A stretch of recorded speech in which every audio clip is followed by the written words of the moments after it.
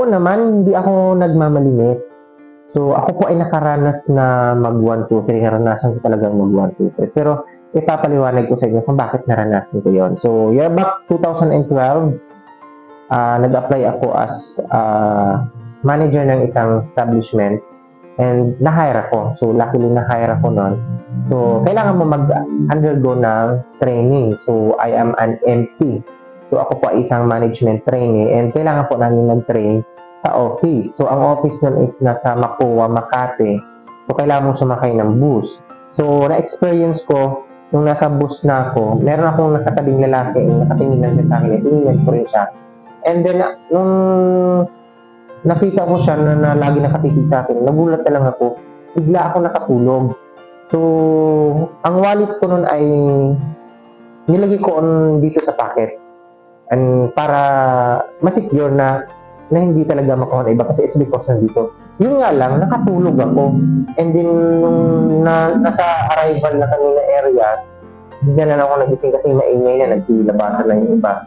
So, nagulat na lang ako nung pinapa ko dito yung pocket. Wala na yung wallet.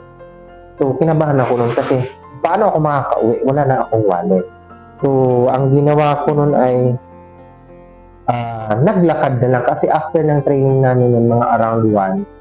So, para makauwi ka dahil ang pera mo, ang buti na lang meron pa ako natirang pera sa bulsa na 53 pesos.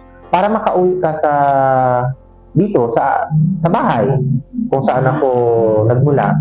So, para makauwi ka, what I did is, alam ko kasi ang sakayan ko ng bus going to sa amin, Bulacan, is yung dating nasa Cubao, meron yung gasoline station, I think Petron ata.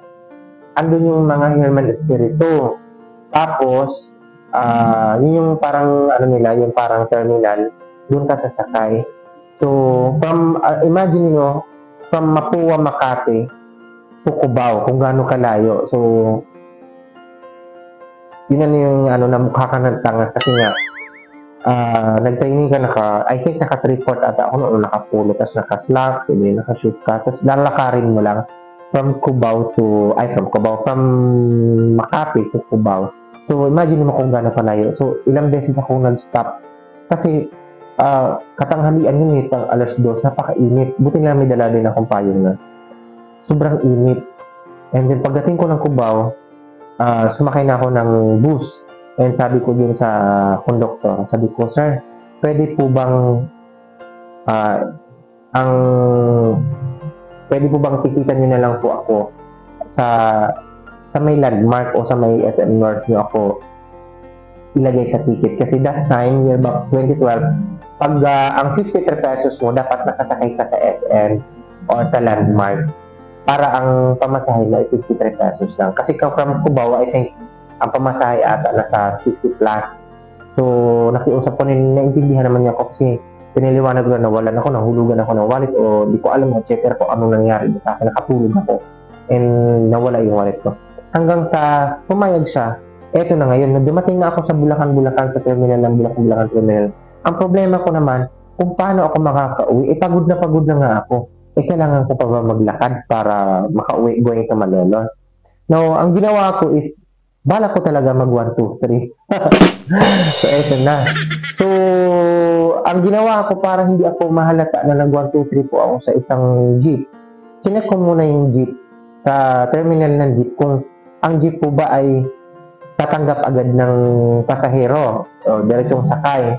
And then, tinignan ko kung nanghihingi ba siya ng pamasahe bago ka sumakay or kung ikaw po ay nakasakay na, hihingan ba niya isa-isa. So, ang tagal ko dun sa terminal just to observe kung ano po ang galawan. So, nakita ko na hindi siya sumisingil ng pamasahe bago sumakay. Ay basta punuin lang na yung jeep, saka lang siya aalis. Pag napuno pa siya alis, and then yung mga pasahero, saka na lang magbabayad. So, ang tagal ko nag-observe. So, ayun. So, nung nakita ko na yung ganun ang sitwasyon, sumakay na ako. So, ang ginawa ko nun is, nasa likuran talaga ako ng driver. And then, para hindi ako halatang hindi ako nagbayad, ako yung taga-abot ng mga bayad ng mga pasahero. So, Inaabot ko na sa akin, ako po ang tagayad. Pag sinabi niya bayad po, ako yung aabot, ibinibigay ko sa driver. So, para hindi halatang di ako mamamasahe na hindi ako magbibigay ng bayad.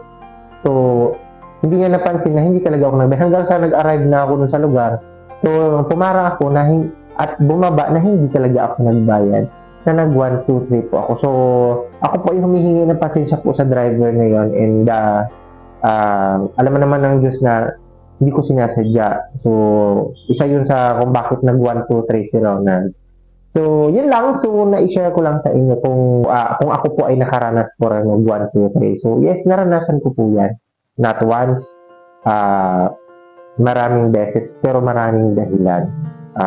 Hindi ko na ikwento isa-isa. Isa yun sa mga dahilan kung bakit ako nag 1, 2, 3. So, yun lang, and bye-bye!